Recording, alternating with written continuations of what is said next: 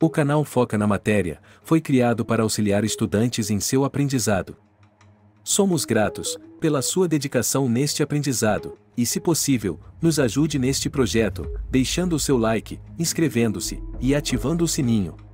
Os 3 elementos essenciais para vivermos são oxigênio, água e alimentos. Pelo sistema respiratório, obtemos o oxigênio, que está misturado a outros gases na atmosfera. E pelo sistema digestório, obtemos a água doce e os alimentos, fonte de energia. Quando nós comemos ou bebemos, é iniciado o processo de absorção dos nutrientes dos alimentos e da água. Esse processo é chamado digestão. E acontece no nosso sistema digestório. O sistema digestório é dividido em 2 grupos de conjuntos de órgãos. Tubo digestório, por onde passam os alimentos.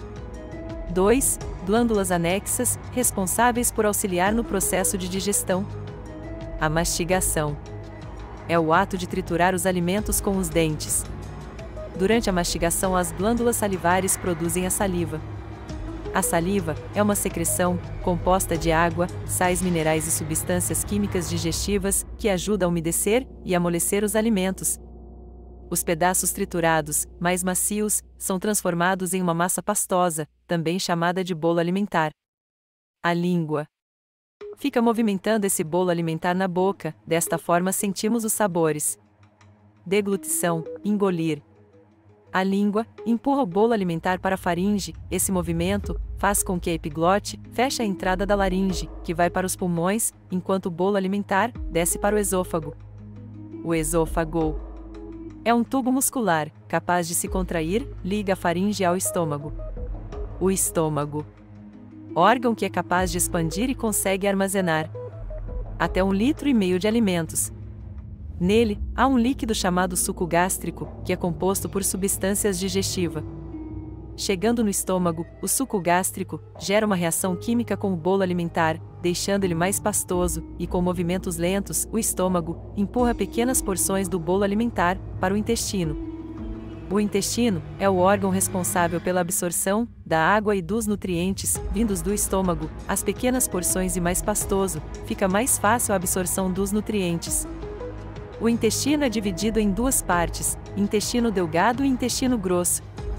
Intestino delgado. Na região do abdômen, conectado ao estômago, tem a forma de um tubo fino, cerca de 7 metros de comprimento em um adulto. É no intestino delgado que ocorre o início da absorção dos nutrientes, auxiliado pelas glândulas anexas, fígado e pâncreas. O fígado é um dos maiores órgãos do corpo humano.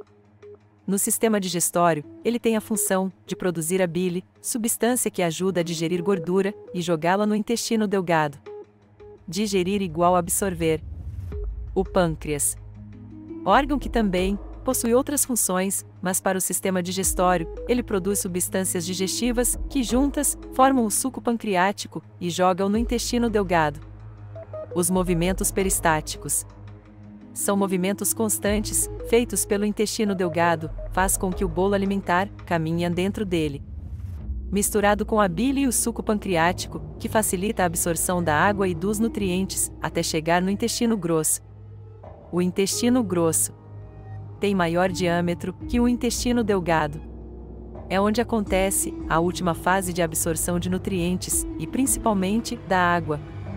Após absorver as fibras e nutrientes, tudo que não for absorvido pelo corpo forma um aglomerado de resíduos sólidos, que é as fezes, que se deslocam pelo reto, parte final do intestino grosso, e são eliminados pelo ânus. Os nutrientes e a água, absorvidos durante a digestão, são transportados do intestino para as demais partes do corpo com o auxílio do sistema circulatório. As paredes do intestino possuem vilosidades, que são saliências muito finas, que contêm vasos sanguíneos, chamados de capilares sanguíneos. Os nutrientes e água atravessam as vilosidades do intestino e entram nos capilares e são incorporados ao sangue.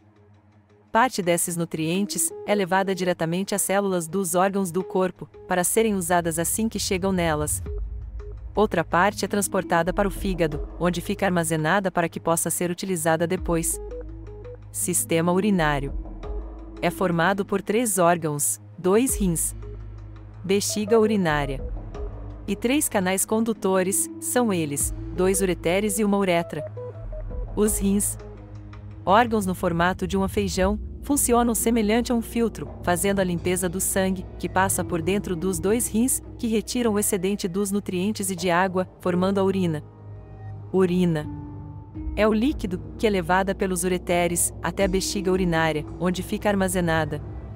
Como ela se expande, em um adulto, é capaz de armazenar até 850 ml de urina. Quando ela estiver com cerca de 350 ml de urina, o nosso sistema nervoso nos avisa que tem uma quantidade suficiente para ser eliminada. A urina sai do nosso corpo por meio da uretra. A eliminação dos resíduos também são realizadas pelos sistemas circulatório e tegumentar. Os vasos sanguíneos levam água e nutrientes por todo o nosso corpo, inclusive para as glândulas sudoríparas do sistema tegumentar. Glândulas sudoríparas do sistema tegumentar são responsáveis pela produção do suor. O suor é um líquido composto principalmente por água e alguns nutrientes residuais presentes no sangue. Transpiração é a liberação do suor que auxilia na regulação da temperatura do corpo.